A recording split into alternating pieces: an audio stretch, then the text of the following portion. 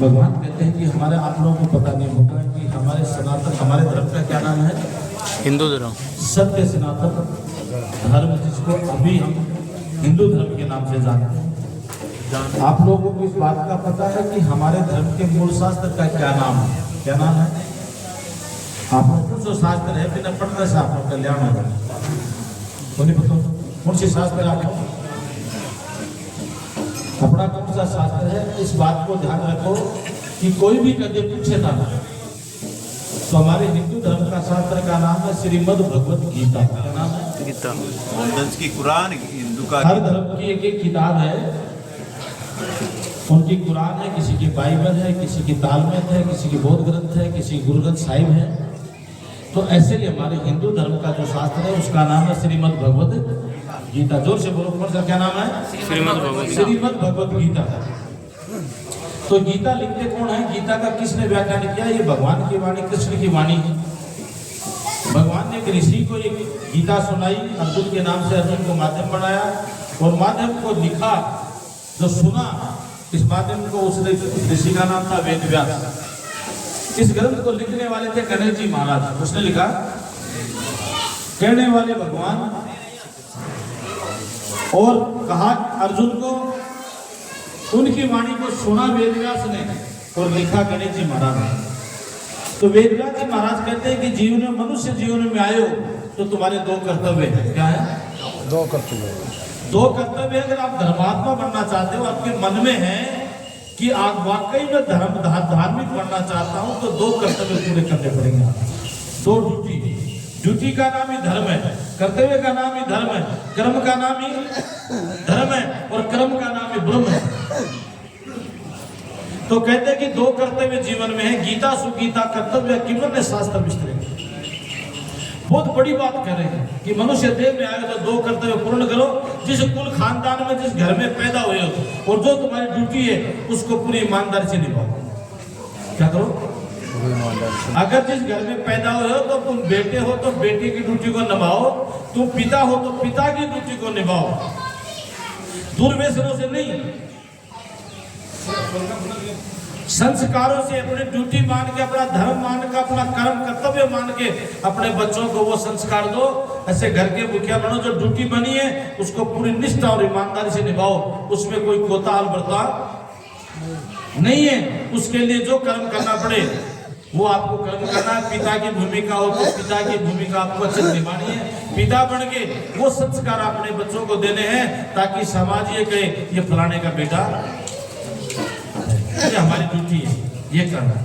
एक कर्तव्य हमारा दूसरा है, मनुष्य देह मिली है तो गीता सुगीता आप लोगों को प्रत्येक को अपने घर में गीता होनी चाहिए। क्या होनी चाहिए? गीता। आपके सबके घर में श्रीमद् भगवत गीता एक 20 रुपए की पुस्तक है। दुनिया की सबसे छोटी और सबसे ज्ञानवर्धक पुस्तक है जिसका नाम है श्रीमद् भगवत गीता। उसको आपको पढ़नी चाहिए। क्या करनी चाहिए? और कहते गीता सुगीता कर्तव्य किमन है। आपको और शास्त्र पढ़ने की जरूरत है?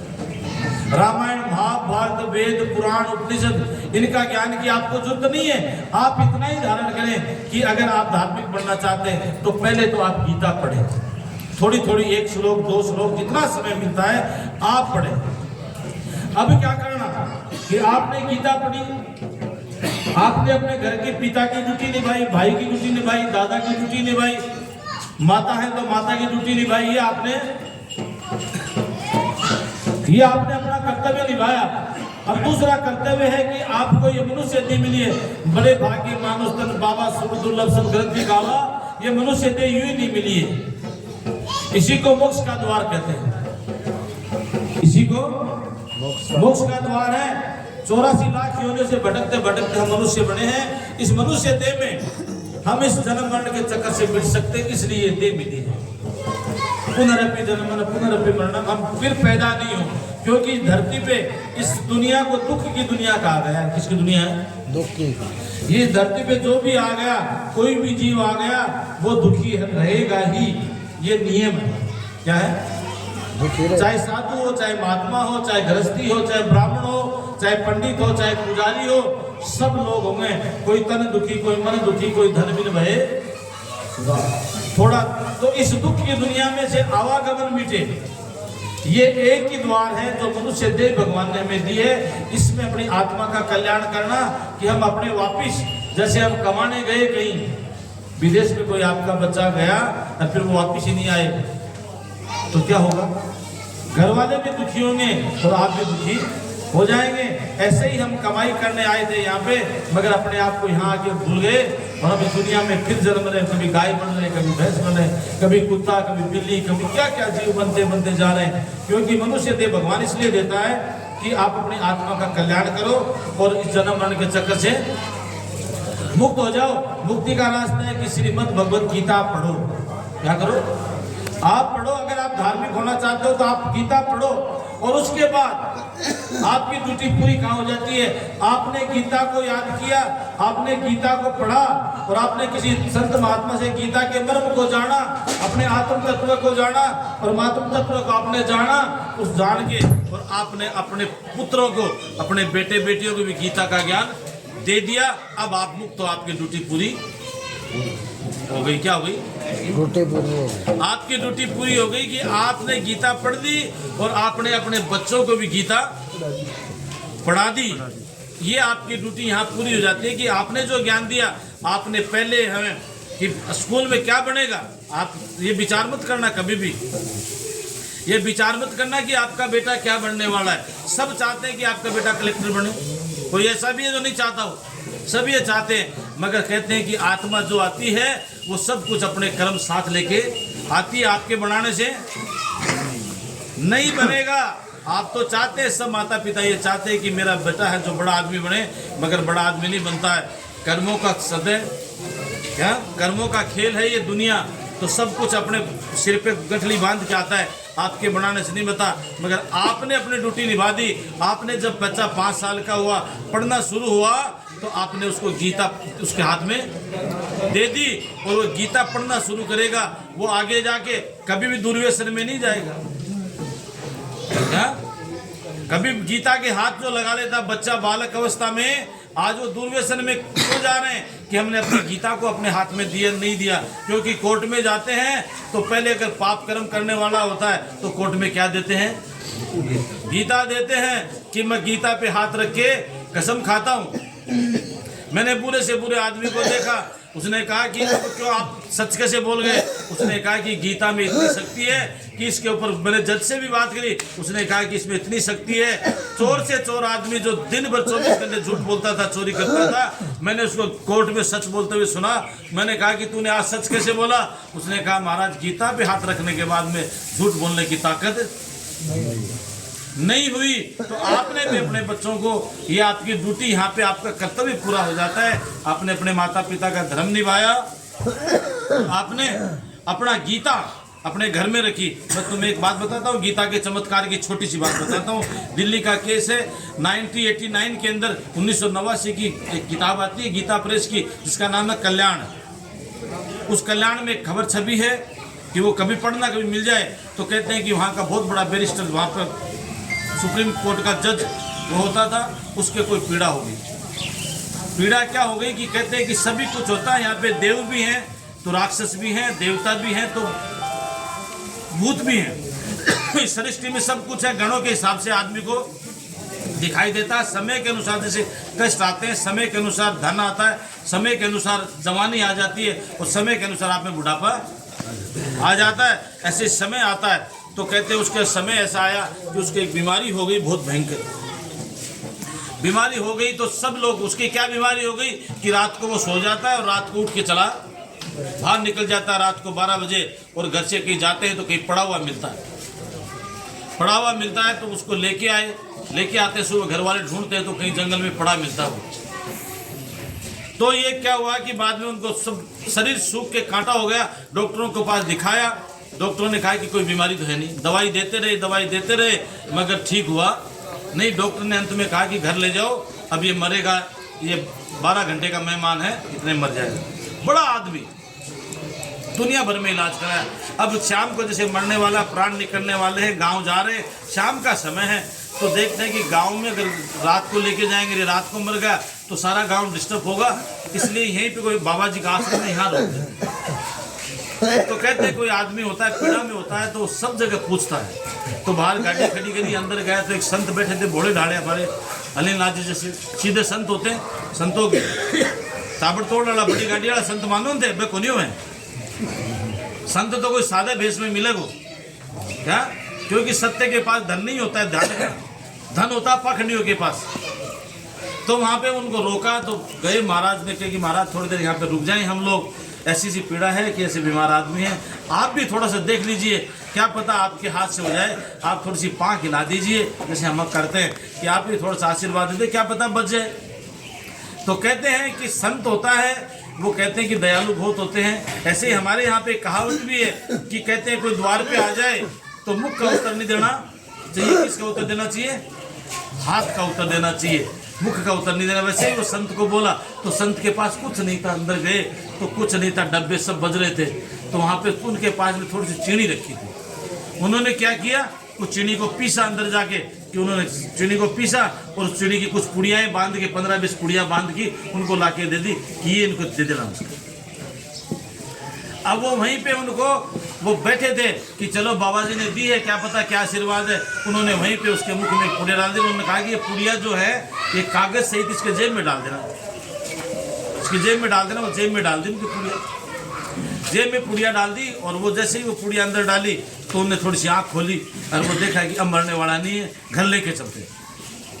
घर ले गए, रात को उन्होंने कहते हैं कि थोड़े कोई फायदा होता है तो दवाई थोड़ी ज़्यादा लेते थे, एक पुड़िया और डाली उनके मुख में और उनके जेब में वो पुड़िया का कागज वो डाल दिया। सुबह वो आदमी घर से बाहर निकल गया, उड़ तो गया और 10-5 पुड़िया दी तो वो बिल्कुल ठीक हो गया। अब उसके परिवार के लिए तो वो संत भगवान हो गए। संत भगवान हो गए तो वापिस आए उस संत के पास में बहुत सारा सामान लेके, गाड़ी लेके कि संत महाराज तो भगवान का अवतार है कि देखो ठीक हो गए।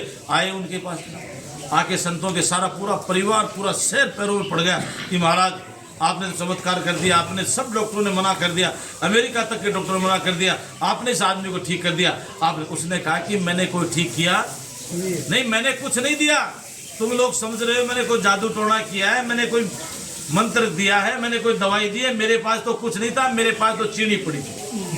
क्या थी? मैंने तो वो चीनी पीस के दी थी, मेरे पास कुछ नहीं था। तो बाद में बात चला कि हुआ कैसे ये चमत्कार। तो उन्होंने कहा कि जाओ वो कागज लेके आओ जिसमें पुड़िया बांधती है। तो वो कागज लेके आए तो गीता अध्याय का 11वें अध्याय का 64वां श्लोक, वो श्लोक इस प्रकार है, स्थाने ऋषिकेश से तो प्रकृतिया जगत परस नूरस्ते च रक्षांसी बीतानी दिशुद्रवंती सर्व नमस्ते शिव संग। वो श्लोक लिखा था, उस श्लोक का अर्थ है कि हे परमात्मा आपके दिव्य स्वरूप को देख के राक्षस लोग भाग रहे हैं। क्या करें? राक्षस लोग भाग रहे हैं। राक्षस लोग भाग रहे हैं, आपकी जाड़ों का ग्रास बन रहे हैं। आपके मुख में जैसे पतंगा होता है वो आग की तरफ दौड़ता है, वैसे ही कुछ लोग तो आपके मुख में जाड़ का ग्रास बने हैं, कुछ लोग आपके विकराल रूप को देख के भागते हैं। वैसे ही उस जो जज के था उसके कोई डाकनी शाकनी का कीड़ा लग गया था और वो श्लोक उसके जेब में डला तो वो जैसे रात को उठ के गया तो वो भूत उसके आगे आगे भागने लग गया। ये इतनी करामात कि देखते हैं। तो मैं देखा एक गांव है यहाँ पे बिसाऊ के पास में, कभी जाओ तो ऊंटवाड़िया गांव है। मैं वहाँ पे सत्संग करने गया कि मैं गीता पढ़ता हूँ, तो मैंने जब ये श्लोक सुनाया उसने कहा कि महाराज ये बात मैं सत्य मानता हूँ। मैंने कहा कैसे? तो वो क्या करता है कि वो झाड़ा लगाता है, एक ठाकुर है वो ठाकुर साहब झाड़ा लगाते हैं, सुबह से भीड़ लगती है उनके पास में, वो एलर्जी का और खांसी का एक झाड़ा लगाते हैं। तो मैंने कहा क्या लगाते हैं? उन्होंने कहा कि मैं ये श्लोक जो आपने बोला ये श्लोक में बोलता हूँ और 100% से ठीक होता। बोलो सच्चिदानंद भगवान की। तो गीता आप पढ़ना, 20 रुपए की पुस्तक आती है, अपने घर में रखना। और गीता अपने घर में रखती हो तो आप लोग बहुत सारे दोषों से बच जाओगे। एक तो आजकल नए नए भगवान आ रहे हैं, नए नए देवता आ रहे हैं, नए नए भूत आ रहे हैं, नए नए पाखंड खड़े हो रहे हैं। अभी एक देवता आया 15-20 साल में, बहुत भयंकर काम हो रहा है उसका नाम है वास्तु देवता। क्या है? वो वास्तु का दोष ये, इधर लेटिंग मत बनाना, इधर मत बनाना, इधर रसोई मत बनाना, इधर पेड़ काला मत बनाना, और जाके लोग तुड़वा देते हैं। मैं कहता हूँ कि जिसके घर में गीता है सामने आड़े में रखिए, उसके घर में कभी भी वास्तु दोष नहीं होगा, ये मेरी गारंटी की बात आप लोगों को। तो अपनी गीता पढ़ना, आप लोग अपने बच्चों को पढ़ाना। आप बैठेंगे आप पढ़ेंगे आपके बच्चे ये संस्कार लेंगे, और आपने गीता पढ़ ली, आपने गीता के भाव को जान लिया और आपने अपने बच्चों को बचपन में गीता पढ़ा दी, तो आपकी ड्यूटी पूरी है, आपके मोक्ष के अधिकारी हो गए, आप मुक्त हैं, आपको कुछ करने की जरूरत नहीं है। मैं गीता लाया नहीं, मेरे को पता नहीं था, क्योंकि मेरे को कुछ बना नहीं मैं आप सब लोगों को गीता दे के जाता मेरी तरफ से, क्योंकि मैंने करीब 1.25 लाख गीता मैं बांट चुका हूँ अभी तक, भगवत गीता जो मेरी खुद की लिखी हुई है, और आप लोगों को देके जाता, मगर फिर कभी भगवान ने संस्कार बनाया, हीरामल जी महाराज ने, देवानंद भगवान ने, तो फिर कभी आएंगे और आपको सबको घर घर गीता देके जाएंगे। आप सब लोगों को शुभ आशीर्वाद है, आप लोग ऐसे ही धर्म काम किया करो, और एक हमेशा अपने मंदिरों में रोज़ आया करो। आप लोग जैसे बैठे हैं तो शाम के समय बैठ के तो सब लोग बूढ़े बुजुर्ग हैं, तो आप अपने अनुभव अपने धर्म के अपने बच्चों के बारे में बताया करो कि हम सनातनी हैं, हम हिंदू हैं, हमारे कैसे कैसे महापुरुष हमारे हुए, कैसे कैसे ऋषि मुनि हुए, ये भारतीय संस्कृति सबसे पुरानी है, हम सबसे पुराना धर्म का नाम है सनातन, सत्य सनातन हिंदू धर्म जो है ये सबसे पुराना धर्म है। इसको आप लोग अपने धर्म के बारे में बताना, बच्चों को बैठना, संस्कार देना हमेशा, और बाहर बैठ के ताश नहीं खेलना, क्योंकि गीता एक बात और कहती है कि देखो कि आदमी महाभारत का युद्ध हो रहा है, भगवान गीता सुना रहे हैं, तो वहाँ पे हमें भी गुरुदेव ने कहा कि गीता पढ़ा करो, तो हमने कहा कि नहीं महाराज गीता कैसे पढ़े, कि भगवान कृष्ण झूठ बोल रहे हैं। गीता में एक प्रसंग आता है कि हे अर्जुन, ये सब तेरे सामने खड़े हुए हैं, ये सब मरे हुए हैं। क्या है? मरे हुए, ये सब मरे हुए हैं, ये प्रसंग आता है। तो हमने भी पूछा कि भगवान तो झूठ बोल रहा है, जैसे मैं आप लोग मेरे सामने बैठे हो और मैं आपको ये बोलूँ आप मरे हुए हो, तो अजीब सा लगेगा। तो हमारे गुरु जी ने कहा कि मैंने कहा कि महाराज ऐसी बात, उन्होंने कहा कि मरना इसका नाम नहीं है, प्राणों का अंत हो जाए, मरना उसका नाम है क्या, जो अपने सामने, क्या जिसकी आत्मा मर जाए अपने सामने। जैसे आप लोग हो, आप ताश खेल लेते, आप शराब पी लेते, क्या करते हैं? आप शराब पी लेते, और कितना ही शराबी वाला आदमी होगा, कितना भी भयंकर शराबी होगा, गिलास सामने होगा तो उसकी आत्मा उसको मना करेगी कि शराब पीना अच्छा काम नहीं है। मगर हम आत्मा की नहीं सुनते हैं, अपने मन की और अपनी आत्मा की सुन के पी जाते हैं। ताश खेलते हो तो ताश वही आदमी खेल सकता है, दारू के वही शराब के हाथ लगा सकता है जिसकी आत्मा मरी हुई होगी। ताश वही खेल सकता है गांव के चौक में बैठ के जिसकी आत्मा मरी हुई होगी।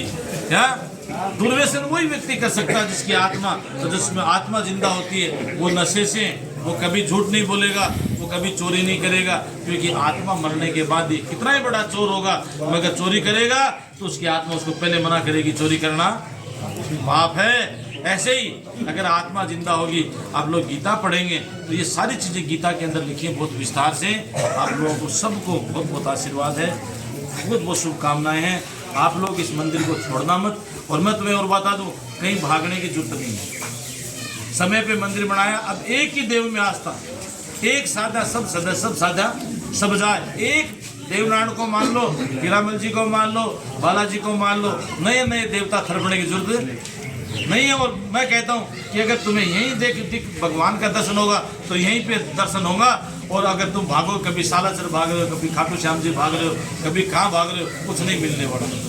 ये मेरा अनुभव, क्योंकि कहते हैं साथ हरि व्याप्त सर्वत्र समाना और प्रेम से प्रकट होई में जाना। अगर इस मंदिर के प्रति, इस मूर्ति के प्रति हमारा प्रेम होगा तो हमें परमात्मा दर्शन देंगे। और तुम भागते रहोगे कभी यहाँ कभी यहाँ, तो भटकने के अलावा कुछ भी नहीं है। यही मंदिर है, यहीं पे आप लोग बैठ के अपनी संगोष्ठी किया करो, एक शाम को भजन गाया करो, कीर्तन करा करो, माताओं को दिन में बोला करो, दिन में आप भी बैठे सोते हो तो करा करो, बच्चों को भी संस्कार दो, यहाँ बैठे हरि कीर्तन करें, धर्म की चर्चा करें।